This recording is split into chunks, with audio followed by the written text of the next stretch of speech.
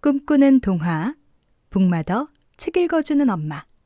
좋아요와 구독 꼭 눌러주세요.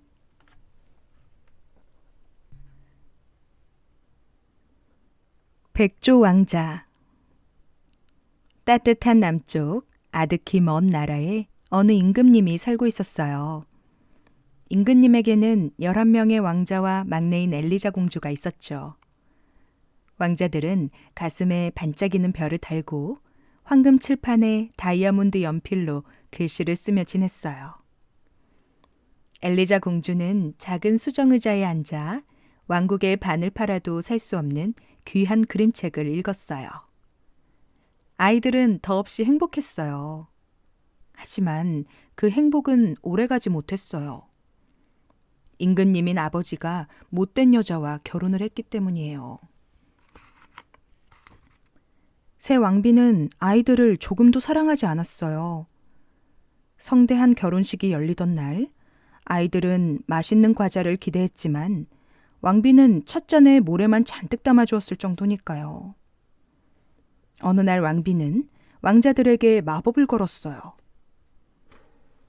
울지도 못하는 검은 새가 되어 날아가 버려라.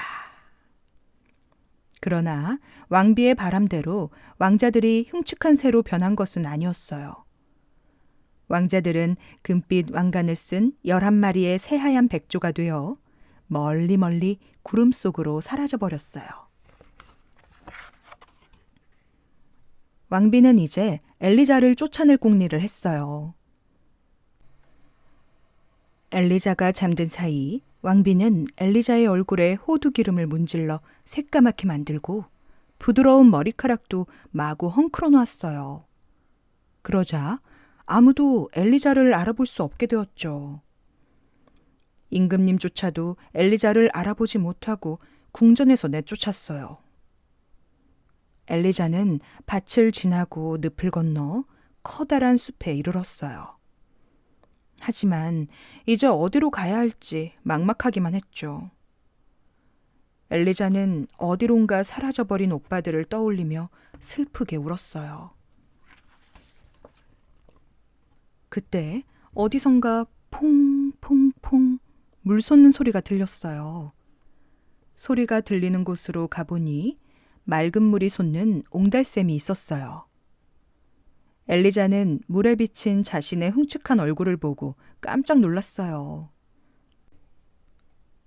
하지만 샘물에 얼굴을 씻자 다시 원래의 아름다운 모습으로 돌아왔어요.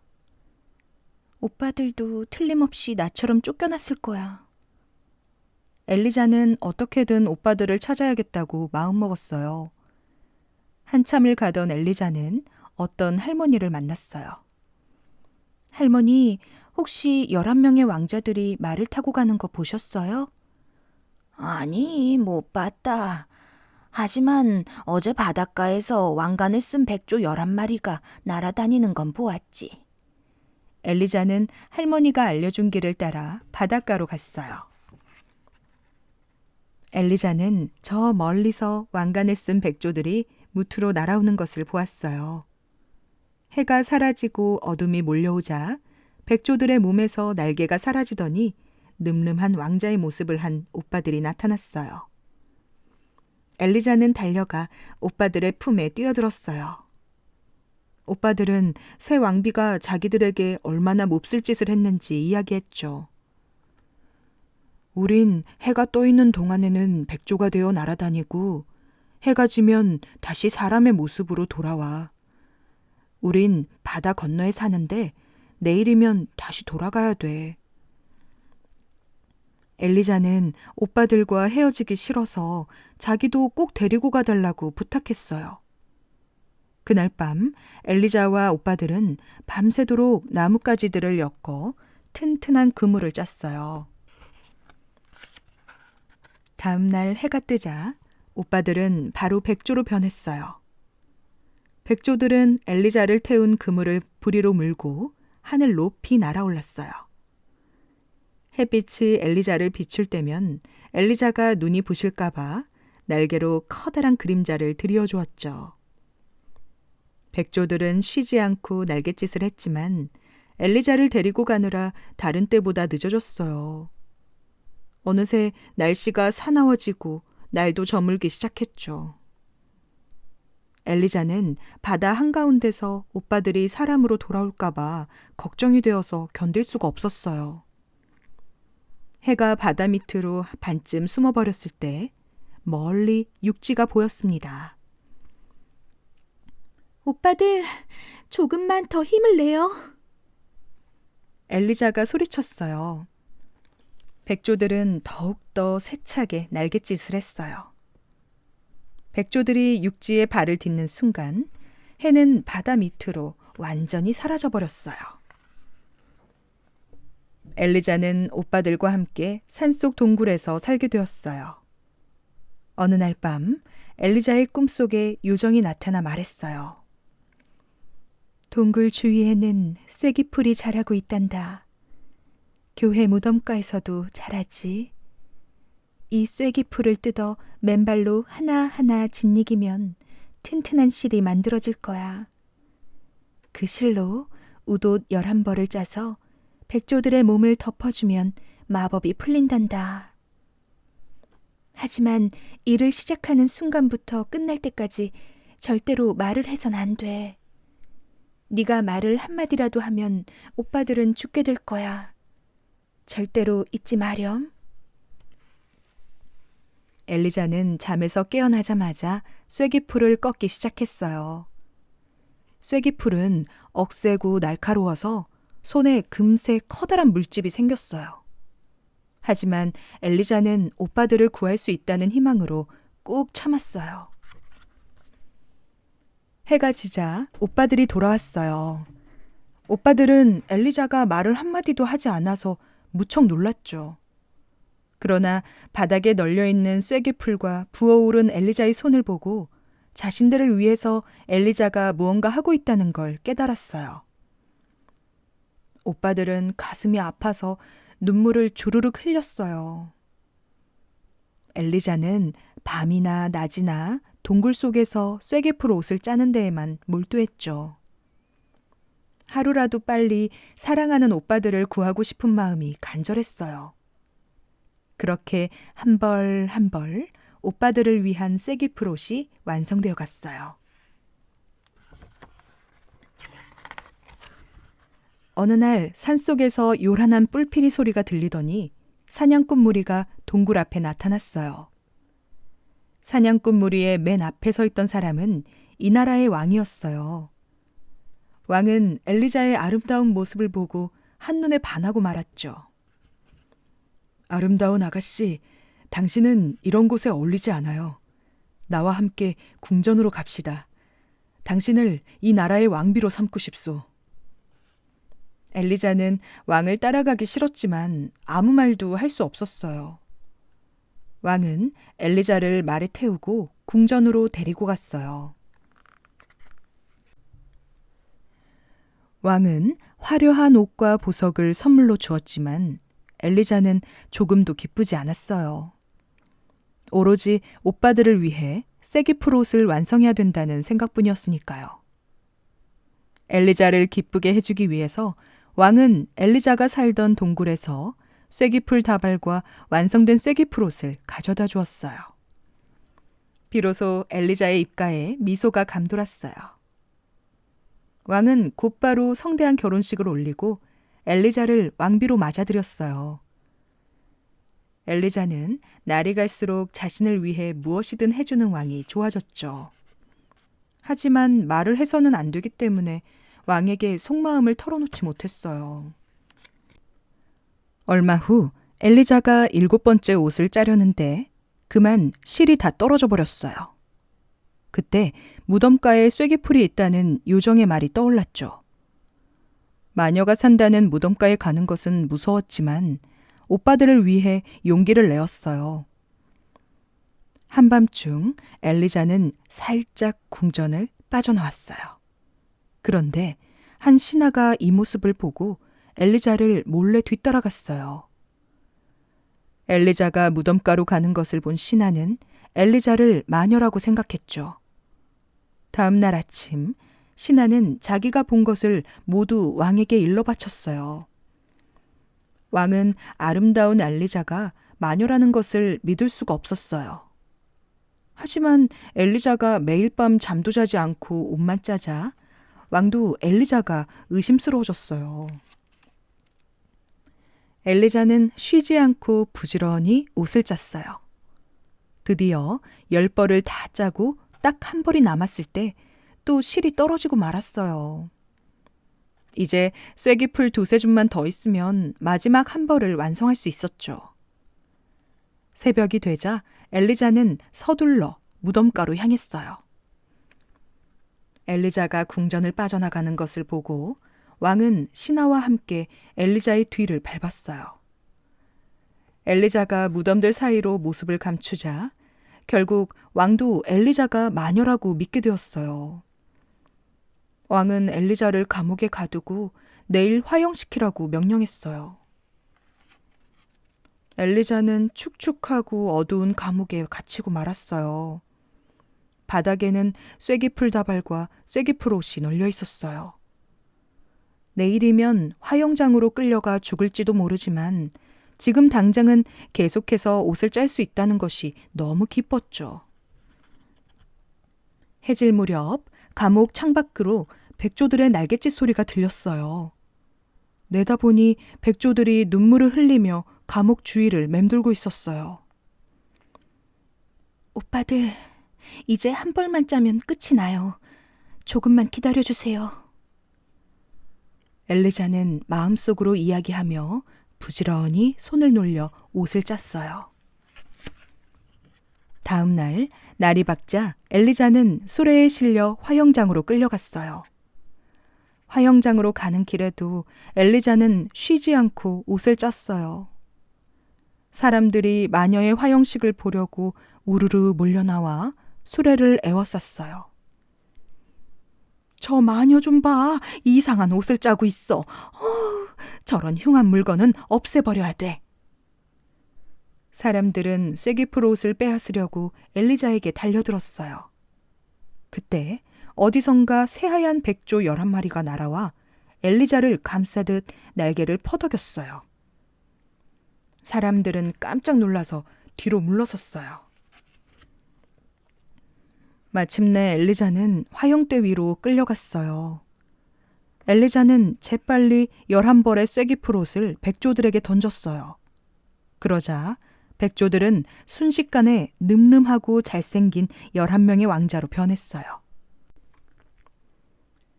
다만 막내 오빠만 한쪽 팔 대신 백조의 날개가 붙어 있었어요. 마지막 옷의 한쪽 소매를 미처 완성하지 못했기 때문이죠. 드디어 엘리자가 입을 열었어요. 저는 마녀가 아니에요. 저는 아무런 죄도 없어요. 사람들은 엘리자가 말을 할 수 있다는 걸 알고 몹시 놀랐어요. 오빠들은 그동안 있었던 일을 모두 왕에게 얘기했어요. 왕은 엘리자가 마녀가 아님을 알고 진심으로 기뻐했어요. 왕과 엘리자가 앞장서고 11명의 늠름한 왕자들이 뒤따르는 성대한 행렬이 궁전을 향해 길게 이어졌습니다.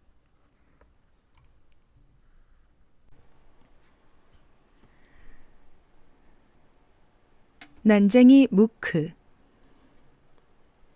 시골 마을 니카에 무크라는 난쟁이가 있었어요.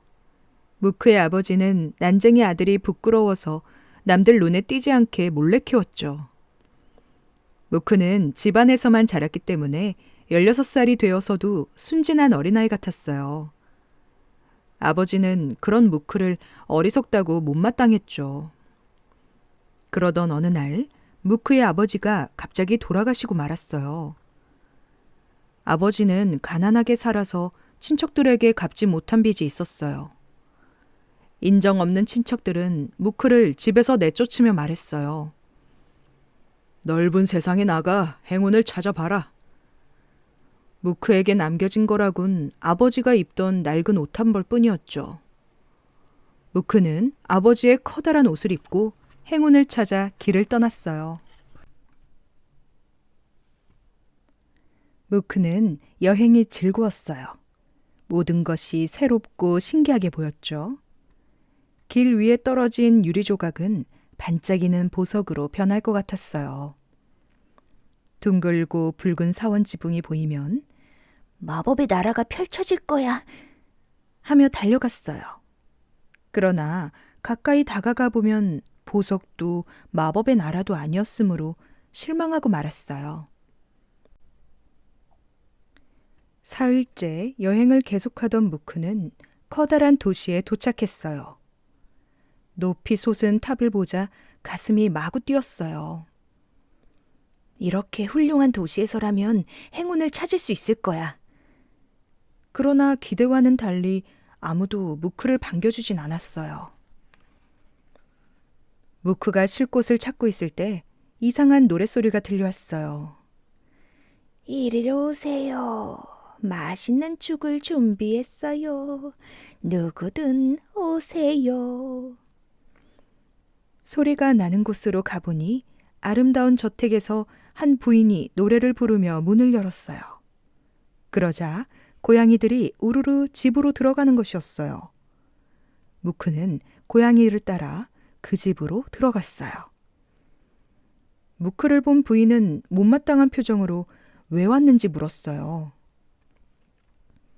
누구든지 음식을 먹으러 오라고 해서 저도 배가 고파서 왔어요. 난 내 고양이들을 위해서 요리를 할 뿐이라오. 무크는 배가 고파서 그러니 제발 식사를 하게 해달라고 부탁했어요. 부인은 무크의 예의 바른 태도가 마음에 들었는지 음식을 듬뿍 주고는 말했어요. 무크 씨, 내 고양이들을 돌보는 일을 해보지 않겠소? 죽을 배불리 먹고 난 무크는 그 일을 맡기로 했어요. 부인이 고양이들을 끔찍히 사랑했으므로 무크는 정성껏 고양이들을 돌봤어요. 매일 털을 빗겨주고 향기로운 크림을 발라주었으며 비단방석에 눕혀 잠을 재웠어요. 강아지도 몇 마리 있었는데 부인이 별로 신경 쓰지 않는 편이어서 고양이만큼 손이 많이 가지는 않았어요. 부인도 무크의 일솜씨에 만족했으므로 무크는 한동안 잘 지낼 수 있었어요. 그런데 얼마 지나지 않자 고양이들이 말썽을 피우기 시작했어요. 부인이 외출하면 정신없이 뛰어다니며 온 집안을 어지럽히고 물건들을 깨트렸어요. 그러다가도 부인이 들어오면 얌전히 방석에 앉아 꼬리를 흔들었어요. 부인은 뒤죽박죽이 된 집안을 보고 화가 나서 펄펄 뛰었어요. 무크가 고양이들이 한 짓이라고 아무리 말해도 믿어주지 않았어요. 무크는 슬퍼하며 부인의 집을 떠나야겠다고 생각했죠.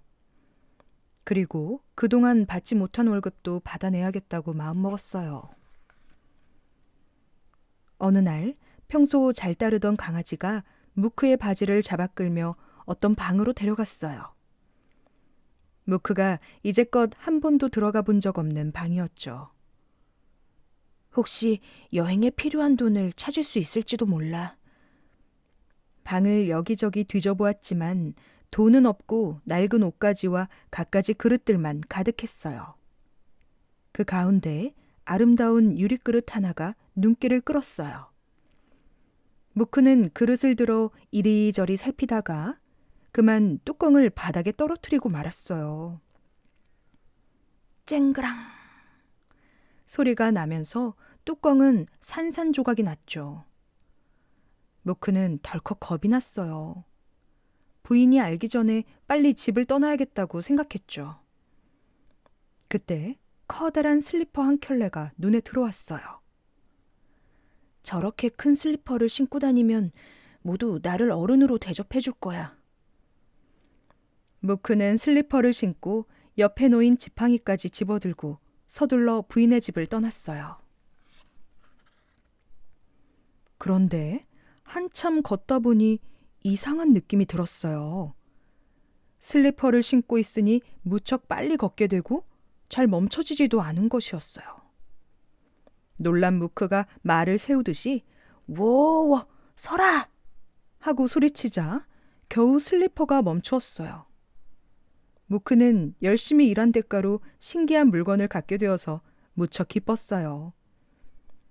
그날 밤 꿈에 무크를 도와주었던 강아지가 나타나서 말했어요. 무크 씨, 슬리퍼를 신고 뒤축으로 3번 돌면 원하는 곳으로 날아갈 수 있어요. 또 지팡이는 금이 묻혀있는 곳에서 땅을 3번 친답니다. 잠에서 깨어난 무크는 슬리퍼를 신고 뒤축으로 돌아보았어요. 몸집이 작고 머리가 큰 무크에게는 쉬운 일이 아니었지만 몇 번이나 계속했어요. 마침내 하늘로 날아오른 무크는 행운을 찾아서 새로운 도시로 향했어요. 큰 도시에 도착한 무크는 그곳에서 어떻게 살아갈지 곰곰이 생각해 보았어요. 빨리 걷게 하는 슬리퍼로 돈벌이를 할 수 있을 것 같았거든요. 이 도시를 다스리는 임금님의 발빠른 심부름꾼이 된다면 돈을 많이 벌 수 있을 거란 생각이 들었어요. 무크는 임금님이 사는 궁궐로 찾아가 심부름꾼이 되고 싶다고 말했어요. 사람들은 난장이가 어떻게 빨리 달릴 수 있겠어? 하고 비웃었어요. 무크는 그 도시에서 가장 빨리 달리는 사람과 달리기 시합을 해보았어요. 물론 무크가 이겼죠. 임금님은 무크의 재주를 칭찬하고 중요한 심부름은 모두 무크에게 맡겼어요.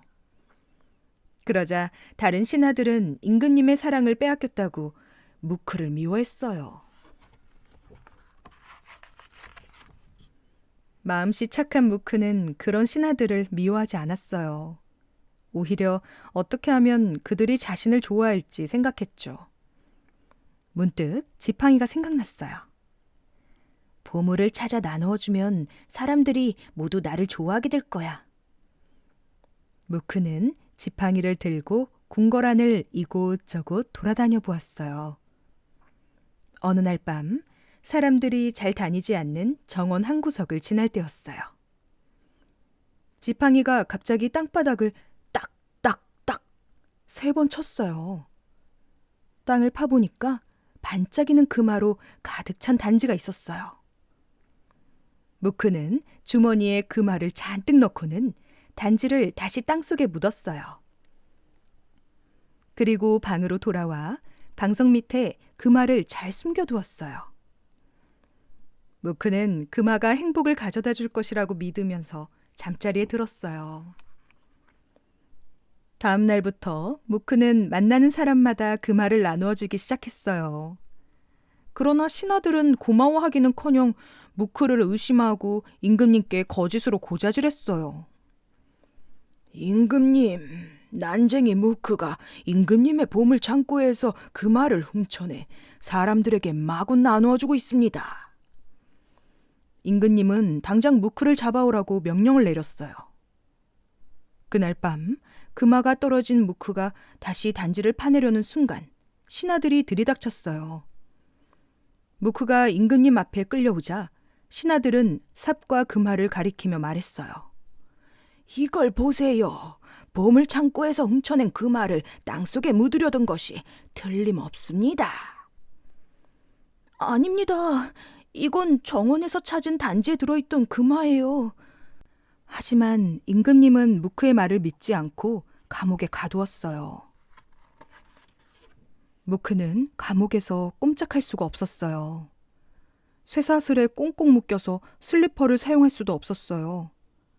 그래도 무크는 지팡이의 비밀을 밝히고 싶지 않았어요. 사실대로 말하면 임금님은 내 지팡이와 슬리퍼를 빼앗으려 들 거야. 그러나 다음 날 임금님이 무크를 사용시키겠다고 발표하자 무크는 어쩔 수 없이 지팡이의 비밀을 털어놓았어요. 하지만 임금님은 무크를 바로 풀어주지 않고 이렇게 물었어요. 네가 빨리 달리는 데에도 다른 이유가 있을 것 같구나. 그 비밀을 말하지 않으면 영원히 감옥에서 지내게 될 것이다. 무크는 할 수 없이 슬리퍼의 비밀에 대해서도 털어놓았어요. 임금님은 얼른 슬리퍼를 신고 신나게 달렸어요. 하지만 멈추는 방법을 몰라서 계속 달리다 지쳐 쓰러지고 말았죠. 정신을 차린 임금님은 굉장히 화가 나서 소리쳤어요. 12시간 안에 이 나라를 떠나라. 그리하지 않으면 너는 죽게 될 것이다. 임금님은 슬리퍼와 지팡이를 빼앗고 무크를 내쫓았어요. 무크는 정말 후회스러웠어요. 어리석은 행동으로 다시 빈털터리가 되다니 괴롭기만 했죠. 한참을 걸어가니 나무가 울창한 숲이 나왔어요. 키가 큰 무화과 나무 숲이었는데 개울물이 맑은 소리로 노래하고 보드라운 잔디가 곱게 깔려 있었어요. 무크는 그곳에 누워 아무것도 먹지 않고 굶어 죽는 게 낫겠다고 생각했어요. 그렇게 가만히 누워 있다가 무크는 잠이 들었어요. 잠에서 깨자 무크는 배가 많이 고팠어요. 나무에 올라가 무화과를 따먹고 나니 이번엔 목이 말랐죠. 물을 마시러 간 무크는 물속에 비친 자기 얼굴을 보고 깜짝 놀랐어요. 귀는 당나귀 귀처럼 커지고 코는 기다랗게 늘어나 있었거든요. 무크는 울먹이며 말했어요. 내가 바보같이 행운을 놓쳐버린 벌을 받는구나. 무크는 슬픔에 잠겨 숲을 헤매다가 배가 고파져서 할 수 없이 또 무화과를 먹었어요. 그 순간 커다란 귀와 기다란 코가 원래대로 돌아왔어요. 알았다. 무화과를 한 번 먹으면 모습이 변하고 2번 먹으면 원래대로 돌아오는구나. 무크는 무릎을 탁 치며 기뻐했어요. 행운의 여신이 다시 행복해질 수 있는 기회를 준 것이라고 생각했거든요. 무크는 무화과를 바구니 가득 따서 임금님이 사는 나라로 되돌아갔어요. 장사꾼으로 변장을 했기 때문에 무크를 알아보는 사람은 아무도 없었어요. 성문 아래 자리를 잡고 있자니 임금님의 요리사가 장을 보러 나왔어요. 요리사는 임금님께 바칠 특별한 음식을 찾다가 마침 무화과를 발견했어요. 정말 신선해 보이는 과일이구나. 임금님이 좋아하시겠는걸. 먹음직스러운 무화과를 본 요리사의 입이 한 방만 해졌어요. 요리사는 부르는 대로 값을 내고는 무화과를 몽땅 사갔어요. 무화과 장수가 난쟁이 무크라는 것은 전혀 눈치채지 못하고 말이죠. 임금님은 귀한 음식들로 차려진 식사를 하고 기분이 좋아졌어요. 후식으로는 더 멋진 음식이 준비되어 있습니다. 요리사가 자랑스럽게 말하며 무화과를 내놨어요. 와, 맛있겠는걸. 역시 훌륭한 요리사야. 임금님과 공주와 신하들은 감탄하며 무화과를 먹기 시작했어요. 잠시 후 공주가 아버지, 얼굴이 괴물 같아요. 하고 소리쳤어요. 임금님의 귀가 당나귀 귀처럼 커지고 코는 기다랗게 늘어나 있었거든요. 곧 다른 사람들도 자신의 귀와 코가 변한 것을 알고 야단이 났어요. 온 나라 안의 의사들이 다 불려왔으나 아무도 고칠 수 없었죠. 그때 염소털로 수염을 붙이고 의사로 변장한 무크가 궁궐로 찾아왔어요. 저는 외국에서 온 의사입니다. 여러분의 귀와 코를 원래대로 해드리지요. 무크가 먼저 공주에게 무화과를 먹이자 공주의 귀와 코가 제대로 돌아왔어요. 이를 지켜본 임금님이 무크를 보물창고로 데려가서 말했어요. 내 귀와 코만 고쳐준다면 당신이 갖고 싶은 것은 무엇이든 주겠소. 무크는 보물을 둘러보는 척하다가 재빨리 슬리퍼를 신고 지팡이를 들었어요. 그리고는 염소털 수염을 떼버리고 날아오르며 말했어요. 욕심쟁이 임금님, 당신에겐 벌로 당나귀 귀와 긴 코를 남겨주겠어요. 무크는 고래고래 소리 지르고는 임금님을 뒤로하고 하늘 높이 날아올랐습니다. 넓은 들판과 푸른 숲, 맑은 강을 지나 멀리 멀리 날아서 마침내 무크는 고향 니카로 돌아왔어요. 무크는 그동안 겪은 일들을 통해 아주 지혜로운 사람이 되었어요. 그래서 비록 겉모습은 이상하게 생겼지만 사람들은 무크를 매우 존경하게 되었답니다. 호두까기 인형. 가슴 두근거리는 크리스마스 전날 밤이에요. 마리와 프리츠는 어른들이 파티를 준비하는 동안 다락에서 기다리고 있었어요. 올해도 대부님이 선물을 만들어 오시겠지? 마리야, 넌 어떤 선물을 받고 싶어? 마리는 받고 싶은 인형과 장난감들을 떠올려 보았어요. 마리가 미처 대답하기도 전에 거실에서 엄마가 부르는 소리가 들렸어요. 얘들아, 어서 내려오렴. 마리와 프리츠는 파티가 열리는 거실로 한달음에 달려갔어요. 프리츠는 장난감 병정들을 선물로 받자마자 병정놀이를 시작했죠. 마리는 커다란 인형의 성을 선물로 받았어요. 성에는 음악에 맞춰 춤추는 인형들이 많이 들어있었어요. 아, 지겨워. 너희들은 아까부터 똑같은 춤만 계속 추는구나. 마리는 하품을 하다가 거실 한 귀퉁이에 서 있는 나무 인형을 보았어요. 가지런한 하얀 이 때문에 새빨간 입술이 짓는 미소가 눈에 잘 띄었죠. 어머, 착하게 생긴 나무 인형이네. 내 친구가 되어줄래? 마리는 못생긴 호두까기가 마음에 드나 보구나. 대부님이 놀리든 말해도 마리는 호두까기 인형이 왠지 마음에 들었어요. 마리는 작은 호두를 하나 골라 호두까기 인형의 입에 넣었어요. 호두까기야, 이 호두 좀 까줄래? 딱! 호두가 갈라지더니 고소한 속살이 톡 떨어져 나왔어요. 프리츠가 그걸 보더니 마리의 품에서 인형을 확 낚아챘어요. 이리 줘봐. 단단하고 큰 호두를 잘 까야 호두까기 인형이지.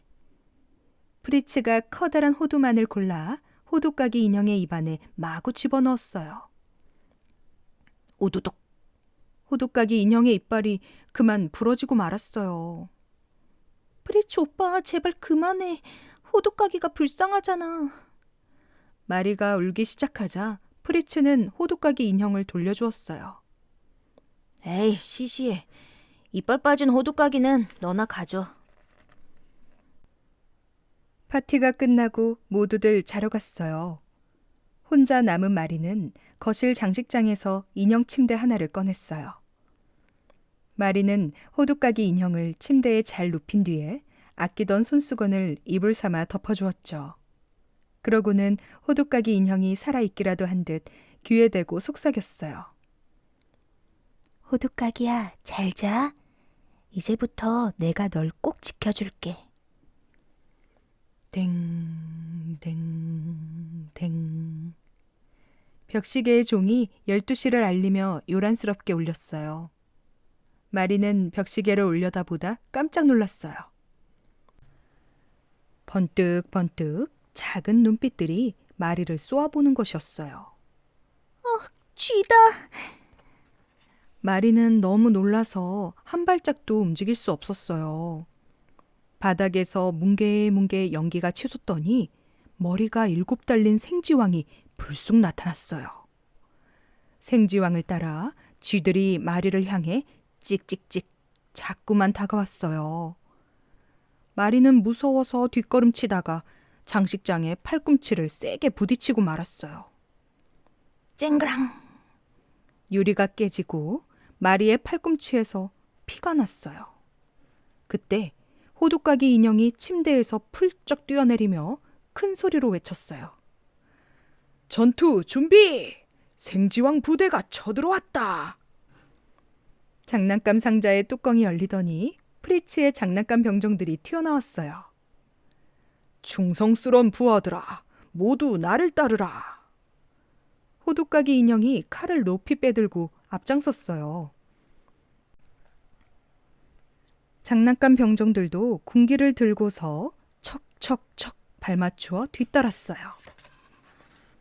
장난감 병정들은 과자로 만든 대포를 영차 밀고 나왔어요. 생강과자 대포를 쏘아라. 후추과자 폭탄을 터뜨려라. 호두까기 인형이 명령하자 쥐들 위로 쾅! 쾅! 대포가 날아갔어요. 쥐들도 쉬지 않고 쥐똥대포를 쏘아대며 그르르 날카로운 이빨을 드러냈어요. 쥐들이 닥치는 대로 인형들을 물어뜯자 다친 인형들이 자꾸만 늘어났어요. 쥐들이 한꺼번에 달려들어 호두까기 인형을 물어뜯고 핥히었어요.